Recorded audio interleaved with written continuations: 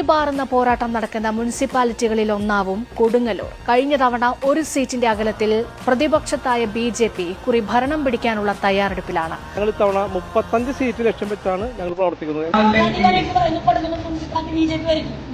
ഇനിയിതിപ്പോ എന്താ ചെയ്യാ? നിങ്ങളാണെങ്കിൽ ഇതുകൊണ്ട് പറയുകയും ചെയ്തു, ഞങ്ങളാണെങ്കിൽ കേൾക്കുകയും ചെയ്തു. പേടിയും വന്നില്ല.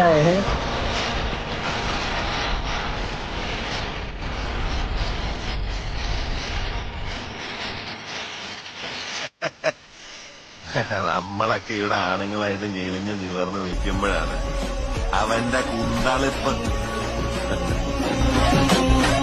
ഇത് കലവയേറിയവനെ